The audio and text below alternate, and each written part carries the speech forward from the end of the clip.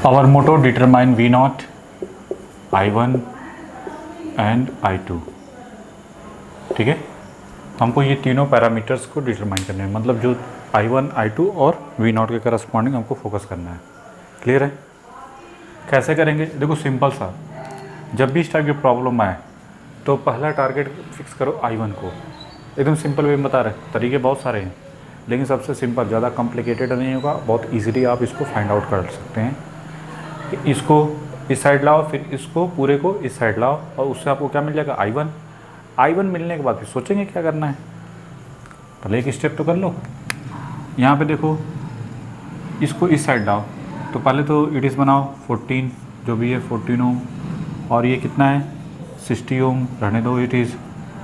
अच्छा, जब ये इस साइड आएगा, ठीक है, केवल 160 है, 160 डिवाइड बाय क्या होता है, जब सेकेंडरी प्राइमरी साइड के तरफ आता है तो क्या करते थे, ZL बाई एन का स्क्वायर। एन का मतलब होता है N2 बाई N1, नहीं N2 बाई N1। N2 कितना है 4 और बाई 3, 4 बाई 3 का होल स्क्वायर कर दो, तो मतलब 160 इंटू क्या हो जाएगा, नीचे याद रखना बहुत थोड़ी सी मिस्टेक, पूरा का पूरा गया, ये कितना हो जाएगा 90 ओम।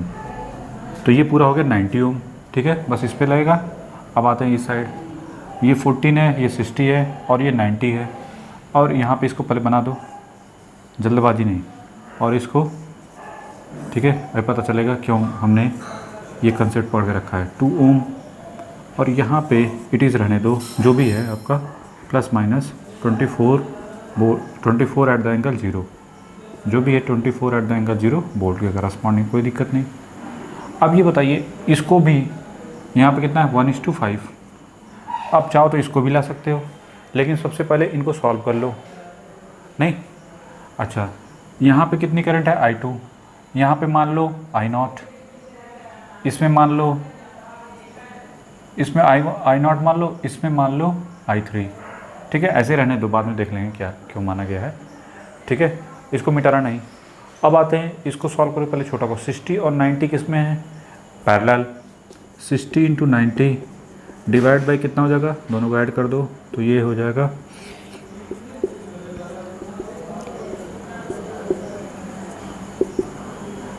36 ओम।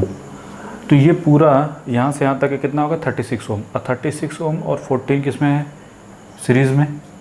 तो कितना हो जाएगा 36 प्लस 14 हो गया कितना 50 ओम। तो अब जो नया सर्किट बनेगा, उस नए सर्किट में क्या होगा, ये इट इज़, और यहाँ पे जो भी है पूरा जो है ऐड होके कितना आया 50 ओम, और ये हुआ 1:5 ओम के करस्पॉन्डिंग, और ये जो करंट है वो I0 के करस्पॉन्डिंग होगी।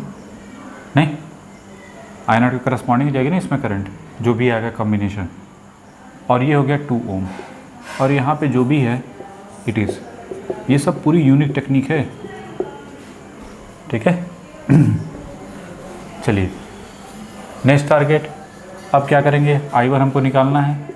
अब इसको फिर से इधर लाओ, 2 ओम, जब ये आएगा कितना है 50 बाई कितना हो जाएगा N स्क्वायर, 5/1 कितना हो जाएगा, 5/1 मतलब 25, 5 का स्क्वायर करेंगे तो 25, ये कितना होगा 2 ओम, और ये कितना है 2 ओम, और यहाँ पे कितना वोल्टेज है, पहले जो मिल जा रहा है उसको पकड़ के रख लो पहले।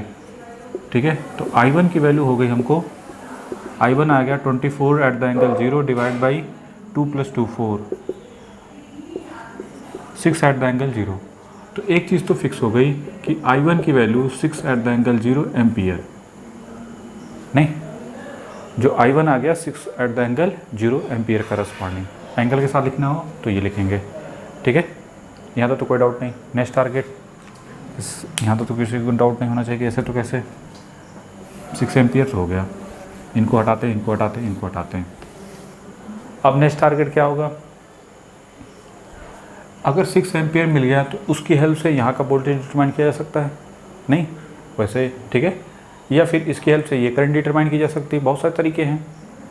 देखो, ये I0 है और ये क्या है इसमें I1, यही है ना, I0 का डायरेक्शन, सॉरी I1 का डायरेक्शन ये है, I0 का डायरेक्शन ये है।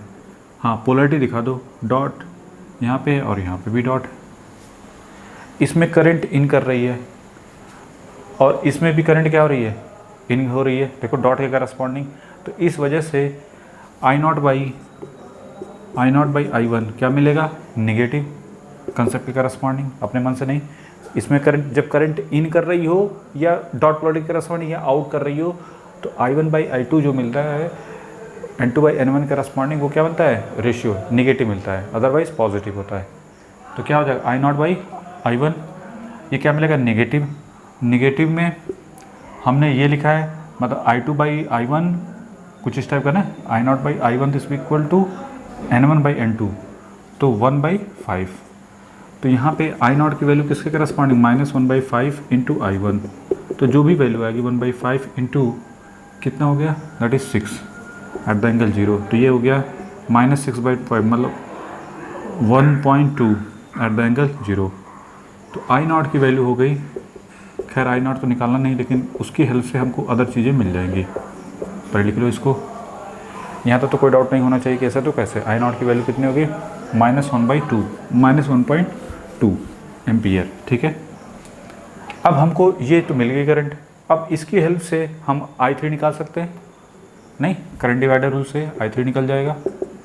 I3 की वैल्यू किसके करस्पॉन्डिंग होगी, देखो ये 90, हमको ये करंट डिटरमाइन करना है करंट डिवाइडर रूल से। अगर आई नॉट पता है तो क्या करते थे, इसके सामने वाला रेजिस्टेंस, पहले तो आई नॉट इंटू उसके सामने का, जिसमें निकालना उसके सामने का रेजिस्टेंस, प्लस ये हो जाएगा 90, सिंपली -1.2 60 डिवाइड बाई 150, 0 से 0,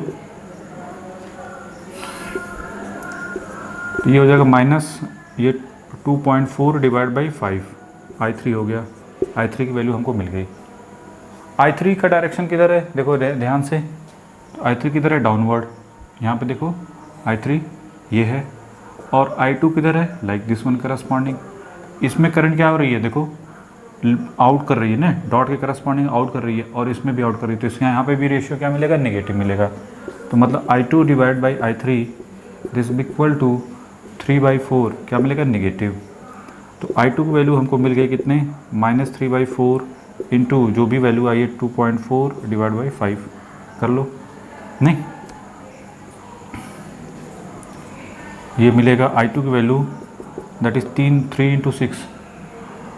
इंटू 6 किसके करस्पॉन्डिंग, 18 डिवाइड बाई 5, ये माइनस